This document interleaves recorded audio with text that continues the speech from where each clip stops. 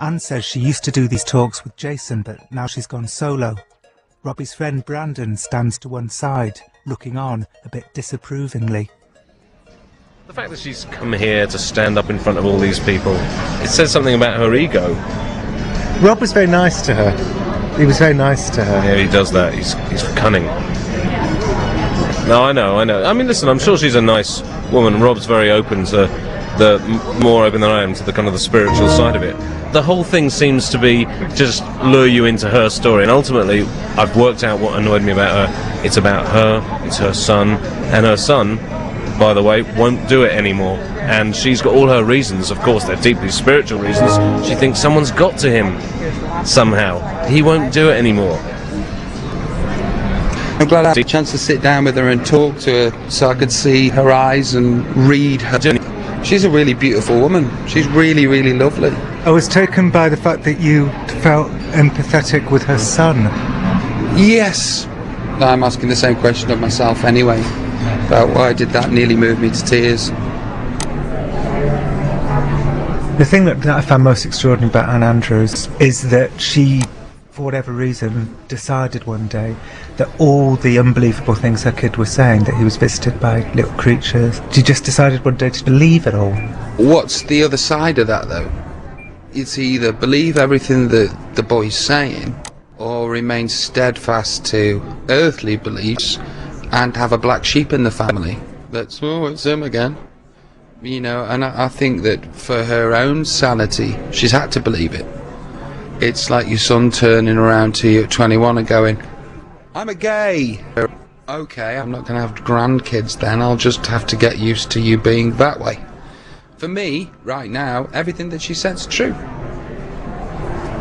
It's lunchtime. Robbie and Ida showed Brandon and me some pictures he's taken on his phone that seem to show circles of light. You've seen the orbs on the phone. What do you think they are? Well, they could be some sort of... And I'm not a physicist, no matter what anyone says. Caught the wrong John. But I wonder whether they... I mean, they could be speckles of dust catching the light. That's the sun refracting off the lens. I'm sure if scientists weren't so thoroughly exhausted by these people, they'd go near it and explain it. Yeah, maybe there is, Brandon but already there's no said sun. there's no sun out. This was taken. But it's just light, isn't it? I mean, you saw tons of them there. Yeah, but when I would turn away from it, no orbs. So, we're in the line for the buffet. We are at the waterfront buffet, about to get ourselves a load of carbohydrates, I'm sure. No, they do protein in it, don't they? Because they want everybody to carry on gambling. Like that? Yeah. With their eyes wide open. There's no clocks. No clocks. Also, they pipe in something through it must be pure oxygen. Oh, they do, Not so much here, because I can't feel it in that casino. But in Vegas, I'm never tired. No matter how late I've been up the night before, never tired. They keep you awake and disoriented. Which again is what... That's why I ended up in rehab. You were awake and disoriented. I was awake and disoriented for long lengths of time. I'm not joking here. Robbie, it's good to meet you. Thanks for being here, man. Pleasure. Word is getting around the conference that in the absence of any actual alien visitation, the most interesting thing to come down from the sky today is Robbie Williams. Where are the under-30s? That's half the problem. You see, what we need, Robbie, is someone like you to get them in. Okay. You know, we need a spokesperson out there doing that for us. Are you enjoying it? I'm absolutely loving it. Fabulous. Really loving it. Fabulous. He has to suspend his investigations while he signs autographs. Yeah, of course. I don't know who you are, but my daughter works. Thank you very much. Thank you, Robbie. This isn't the first time that Robbie's fame has hindered his paranormal investigations. A few years ago he invited a psychic to his home, but it didn't go well. The psychic sold his story to The Sun under the headline, "I helped Robbie Williams talk to his dead nan." Robbie never spoke to him again. I think people who get contacted out of the blue by Robbie Williams sometimes end up like the gold prospectors in The Treasure of the Sierra Madre, who find treasure but go fanatical with greed and end up ruining it all. Every time I put my foot in the water as regards to this kind of stuff or paranormal stuff, I instantly meet charlatans. You instantly come across people that you go, oh no, and you're supposed to be the authority on this. but you're obviously mental and none of it's true. But you've been disappointed, basically. Yeah, I've been really disappointed by psychics. And did that not shake your wider faith? I suppose it has.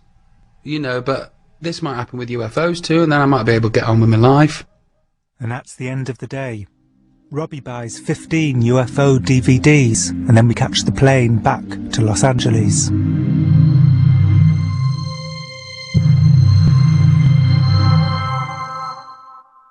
You have the pile of DVDs that you bought yesterday. Yeah. Can we see some of the titles? Okay. Stephenville, Texas, 2008 UFO sighting. Exposed. A remote view of aliens. Secret Space, what is NASA hiding? UFO space anomalies from 1999 to 2006. One of the things that really struck me yesterday, and it's borne out by the fact that, you know, your house is filled with these kinds of DVDs and books, is that, you know, when you were talking to Anne Andrews, I noticed at one point she was talking about the little aliens and just said, I think of them as, and you both in unison said, drones. And at that moment I realised just how seriously you take this and just how much you know about this stuff, that you could actually predict that she was about to say the word drones. Mm-hmm. I used to read and watch all the news that came up, the BBC, all the news that would come up on the Sun, the Mirror, the Mail. I don't think people realise how much of their lives revolve around, you know, tabloids.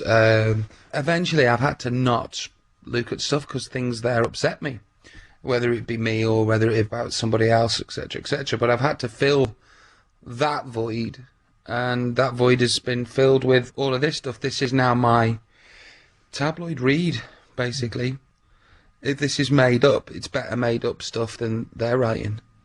You know, it's more interesting, to me anyway. And it's not about you? Yes. Are you worried that people are going to say that you've gone mad? I'm worried that they think I've gone mad.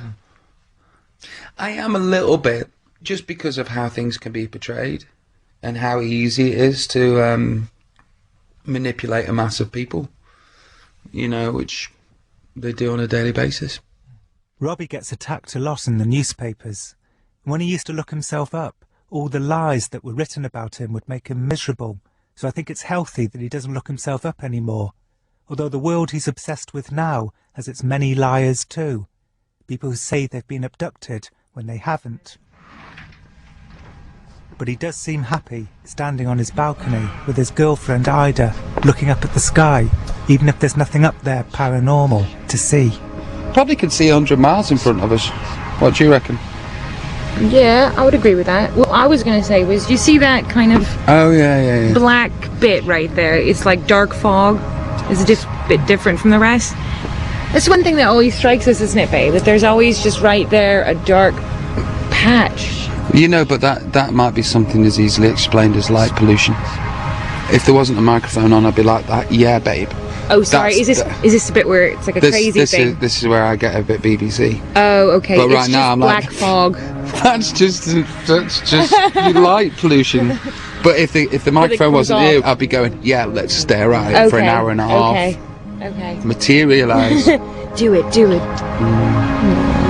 I don't think there's anything tonight, John. No. To be honest.